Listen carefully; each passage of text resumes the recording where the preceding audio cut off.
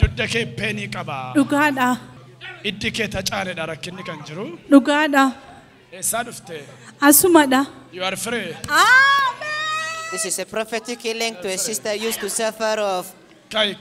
a backbone issue since long ago. Gar kanaan operation teeraa gar kanaan immoo fira sareeroo sin kadhattan natti qabbanaa ture na keessaa dhibameera. Okay, you are free. Amen. Thank you. Galata jabaa fidaa gooftaaf.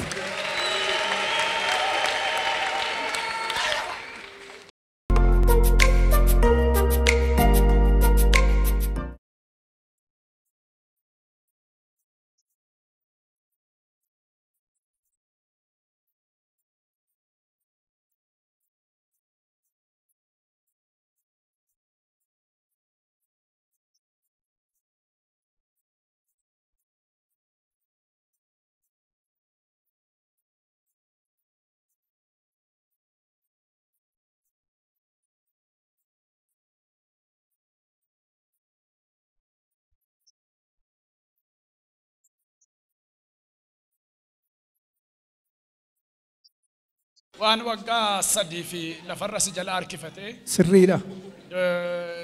Mataan kee jeeqamu. Sirriidha. Waggaa sadii. Sirriidha. Dookimentii hojii ala ta'een arga. Sirriidha. Inni yatta garuu inni kennaa ga'a. Sirriidha. Yeroo galataa qabda siin jedha gooftaan. This is again another prophetic delivery of the outdated document.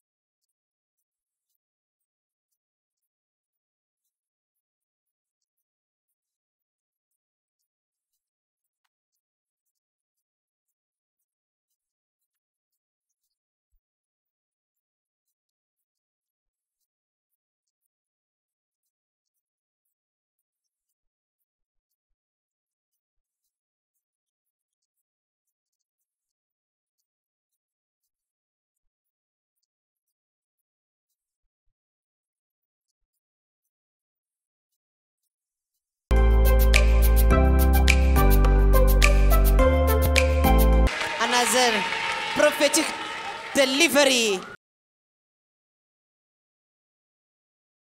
Tuti dibbeeru kutattuun si arga.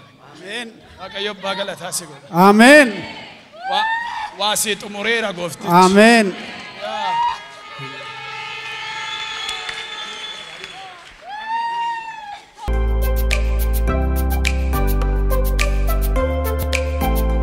Nagaan siifa ta'u. Eessaa dhufte?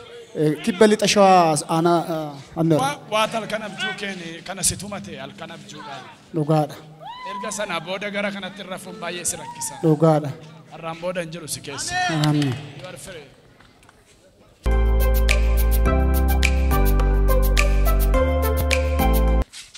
Thank you. Come on. Might! Keep watching to this prophetic once again. Penny kale qabda. Penny kale qabda. Penny lola kale ke. Takakana diba male maunat cekintan. Takakana kuba ciisa gize ta'e no kuba ture mana kimya kimbe goro mauna. Penny.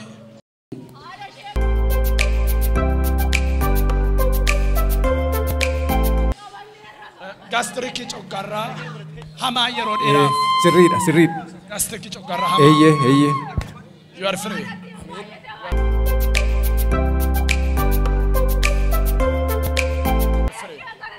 Thank you. Come on. Ergama dua. Ergama dua. Messenger of days. Malif soda chift. Malif. Maaliif fedhi? Maaliif fedhi?